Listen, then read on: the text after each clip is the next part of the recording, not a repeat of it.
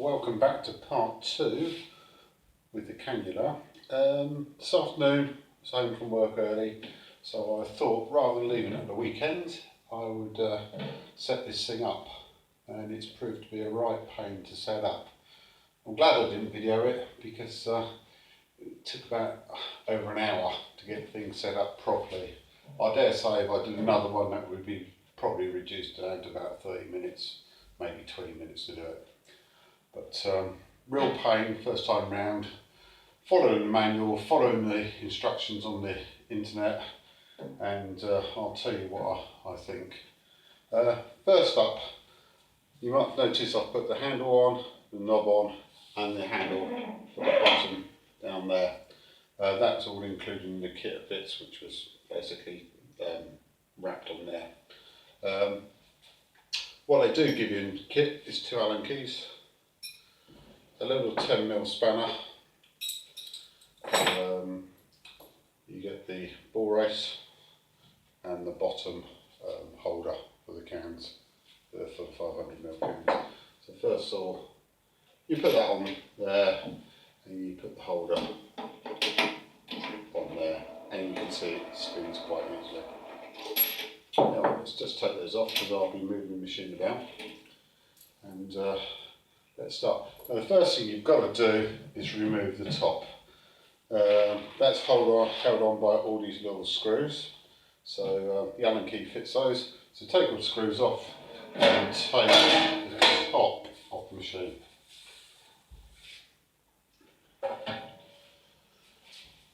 There you can see the insides of it, the motor and pulley, switch, and around the back here's the plug. I'll go into the plug in a minute. Basically, to set the thing up, you also need some feeler gauges. Now these I haven't used for a long time, but when I used to do quite a bit of car maintenance, I used to use them for spark plugs. I've got a couple of sets if not more, so you will need some feeler gauges. The other thing we need is a 19mm spanner, which I don't give you. And according to the instructions I've read and I've seen, a socket, 19mm socket, but this is bloody useless. I'll tell you why in a minute. Now the instruction manual, which you can download, goes into roller 1 and roller 2 and how to set those up with the feeler gauges and using the top 2 bolts. I don't know if you can see, but I lifted up the top 2 bolts here. You can guess what happens when you try to get a socket on the top 2 bolts. The dowel gets in the way. Now you can turn this handle and it does move the bolts a certain way, but you can still not get a socket on those nuts.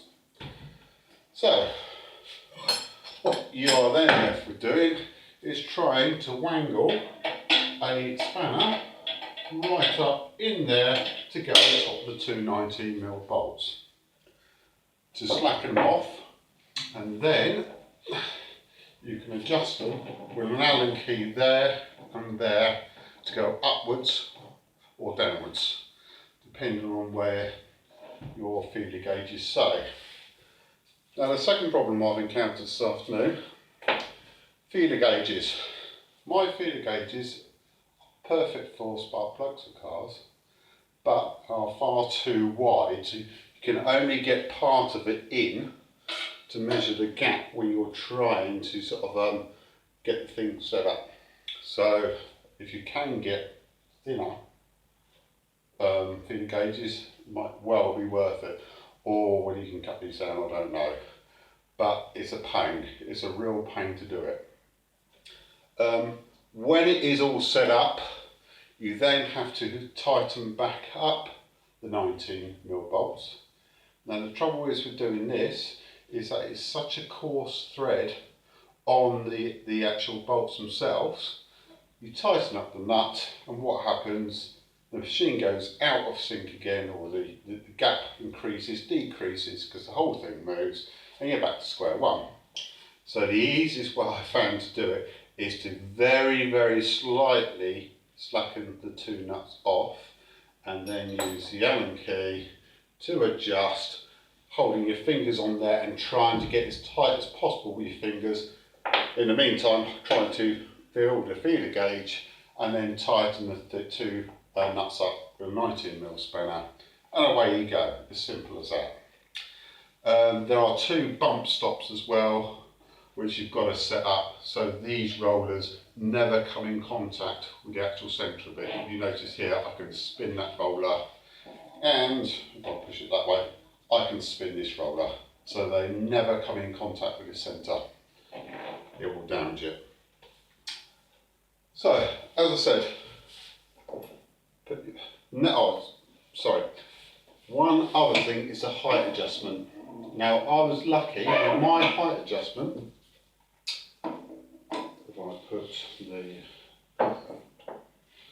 ball race back in there and put that on there and get an empty can, or get a can, put it on there and then do the thing up. I was lucky, my height was absolutely perfect when the machine came. I didn't have to set the thing up at all. The manual says you might have to do a bit of adjustment.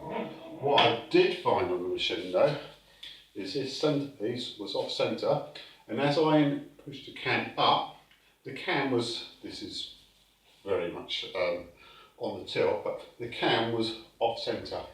So when it was pushing up, there was about a mil gap one side and 2 or 3 mil gap the other side. So I've had to turn the machine over, and there are 3 Allen keys down here underneath, which you can loosen off, and then you can move this can holder around so you can centralise it up. It's very important to do that, otherwise you may end up with sort of crimping around your can. So I eventually got it all set up, and I thought I'd have a go with a can. Now what I didn't realise, and what most videos don't show you, is this machine is noisy, and it surprised me somewhat, but it is very noisy. Another bugbear of mine at the moment is if I just turn the machine around, there is the socket, there is the power supply. Plug the power supply in, and what's this? Bloody short lead. So this is left dangling up in the air. It's got mounted holes and everything else, so how the hell are you meant to mount that to a surface when the lead's not long enough? Just a bugbear, but why do it? I'll just unplug that for the time being. Right, let's move the machine back around again. I'll just go get some lids. Right, got the lids. Empty can, lid on can, put the machine. Now I am going to use this without the top on probably. Well, I could just put the top on loosely, but no, I'll probably leave it off. But I wouldn't recommend operating machinery with that flying around. A bit dangerous. And let's plug the machine in. Switch the machine on and get ready for the noise it's going to make, because it does make a noise. He says when he switches it on. I don't know if you can hear me over this, but that is noisy. So, 2 gears.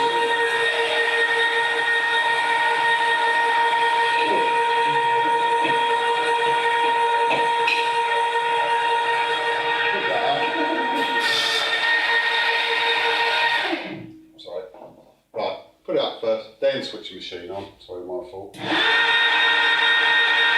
machine. And the procedure is just to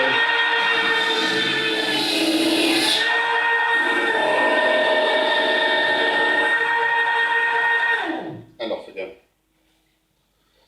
And release the can. And you probably won't be able to see this because the video is not very good, but it's a perfectly crimped can. Nothing wrong with that whatsoever. Nice tight air seal. Now, I did do, as the instruction manuals told me to, is to do a couple of test cuts one with that in that position and then one with a full crimp. So I've done that, and I've measured those and both are fine. So as far as I'm concerned, the thing is actually set up correctly. Now, that was a dry can. Another thing they don't really tell you is that when you go to do a wet can, I haven't got any beer at the moment, so ready to can, so I'm going to have to use lemonade or something.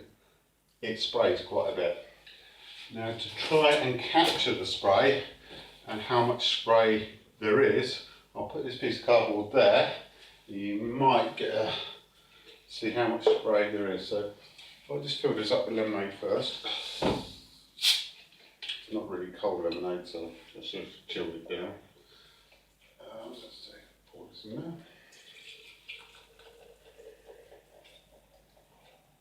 Another reason why I'm doing it with lemonade, because it is gassy, and I want to leave this for 2 or 3 days, open it up and see if it's still got gas in it. And that way I can ensure that I have got a fairly tight seal. Anyway, that's near enough up to the top.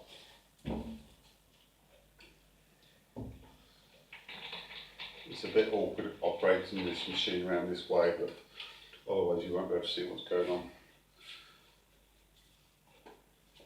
Could put a little bit more in there, I suppose. That is near enough up to the brim. It's probably going to overflow now. I should have got some tissues, just 1 second.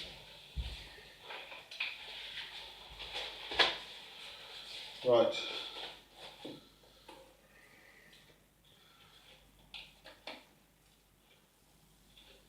Lid on. You might have been able to see that bit, it's slightly overflowed.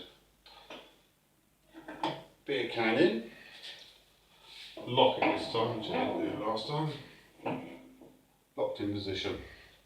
Now I'm hoping you'll be able to see the spray come off and hit the cardboard. You may or may not. Switch the machine back on again. You can see this, right?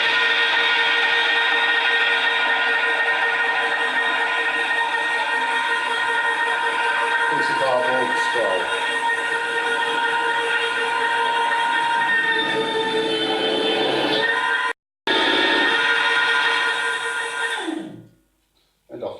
And nice and peaceful again. Can back down. Perfectly sealed can. No leaks. I'll just wipe the excess lemonade off that. Perfectly sealed can. No leaks at all. The seam is brilliant throughout. No problems with that at all. But lemonade on the base here. So what I may do is make myself up a mat of some sort with a hole in it, so I can just put a mat down there so this doesn't get saturated all the time. And as you can see, I showed you earlier, you will get wet canning. Purely and simply because the can is spinning around with liquid in it. There's only one thing that's going to happen to that liquid, it's going to spray out. So that is something to be wary of if you're doing it indoors. Wherever you're going to do it, you're going to end up either wet, or your wall's going to end up wet, or you're going to end up spraying beer everywhere. Anyway, very happy with the machine. Don't know really whether I want to set up another one, but it's easy enough once you know how. Bugbear is this lead on the back, it's too short. Why they made a too short lead for this machine, I've got no idea, but they seem to have done that. And all in all, I've used up about 8 or 9 cans today, just getting the machine set up and making sure I've got the perfect rolled on the actual can itself.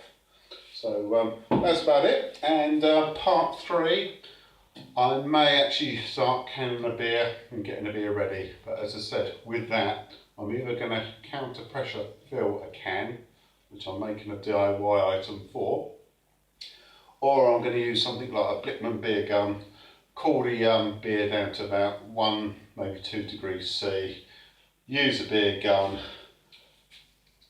fill it, can it, move on. I quite like the idea of the counter pressure idea of filling a beer can, but I don't know, it may just be a step too far. Anyway, until next time, see you later.